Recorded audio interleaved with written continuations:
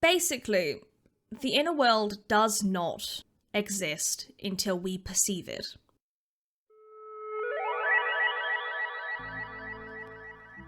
The first question is, are alters in your system always conscious of the inner world?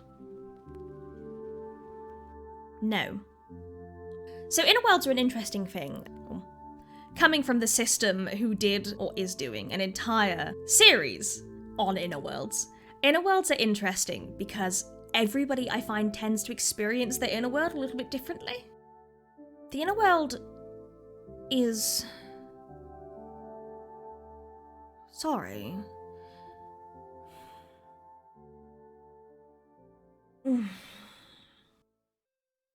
Not entirely on purpose, but at the same time. Hello, my darlings. My name is Mr. Kensington. I was not meant to switch in, but here we are. The way we experience our inner world is a sort of duality of thought. I wouldn't be surprised if it's experienced somewhat like how people may experience daydreaming, in that there's sort of a secondary world going on in your brain.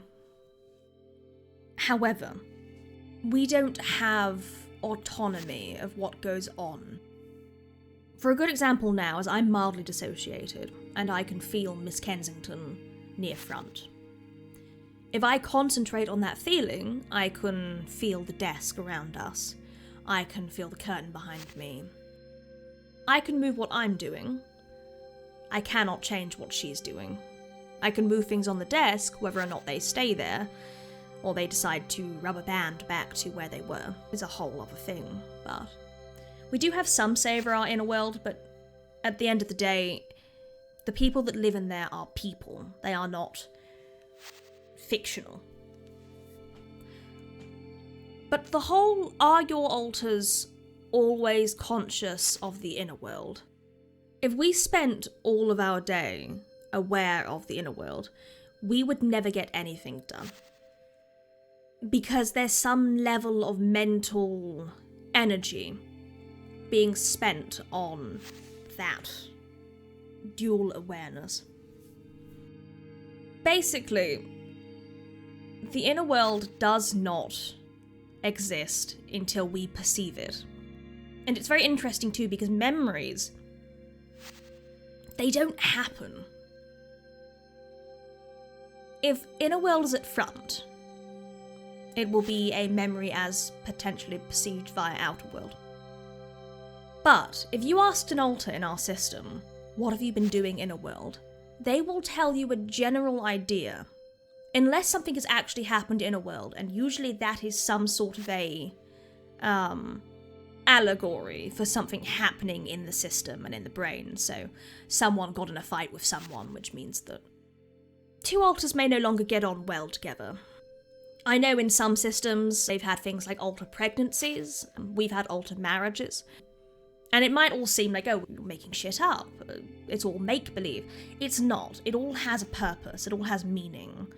A marriage or a relationship in our system is very often symbolic of two alters becoming paired together, meaning that they now work better together. So the inner world sort of both does and does not exist in the background. We are not conscious of the inner world at all times. Quite often I find actually during fixation periods or when we're concentrating on something, we have no reason to be aware of the inner world. Alters may come near front. You may end up being what we class as pinged from the inner world, meaning that something somewhere is going on and the brain kind of wants your attention. So at that point it's very hard to fight the dissociation that rushes in and forces you to kind of pay attention to it. We've also wondered sometimes if it's maybe a chicken and egg situation of, is the dissociation making us think of the inner world, or is the inner world causing us to dissociate? We don't know. Ultimately, the inner world is only there when we need it to be. It's a tool. I believe singlets, those without DID, can also have inner worlds, but they aren't used for the same purpose. A lot of people call them things like mind palaces and such. A system's inner world does work in pretty much the same way but then it has the extra premium features to it, that we pay via losing our childhoods to trauma and living in a hellhole mentally. But that's a thing. We did, however, want to relate that to something that was mentioned in chat by probably Rain, which was the concept of inner world amnesia. We've had situations with inner world amnesia of which we know that an alter has gone to a place, but we aren't allowed to know what was there. Captain Lockhart, is a good example for that. He goes on emissaries to an area that is behind where his crew's airships are. And we will know an idea of what he's doing, but we will not be allowed to see those memories, and he cannot access them when at front. A good example for us as well of inner world amnesia, as it were, is if an alter is fronting, they may forget who they are, because front does not have that information, or that memory or those thoughts are locked up elsewhere in the brain. Another reason as well that I wonder people may have inner world amnesia is because there's nothing there that they need to fill it in with.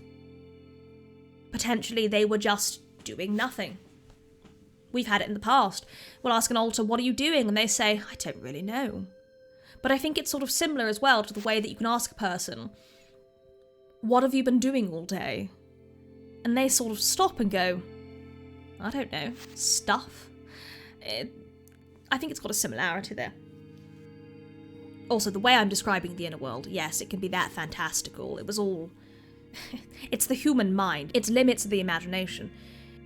There's a concept that apparently it's unreal to have fantastical worlds, but I don't understand the logic behind that at all. Inner worlds are very interesting, and it's a big shame that there is basically no real research that's been done on them. There's a massive lack of research for DID in general, let alone things that exist that unfortunately you will end up learning more about from systems than you will from official research.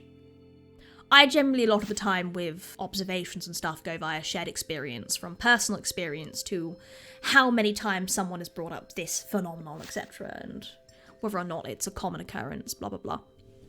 But yes, no, it's a thing. Interesting.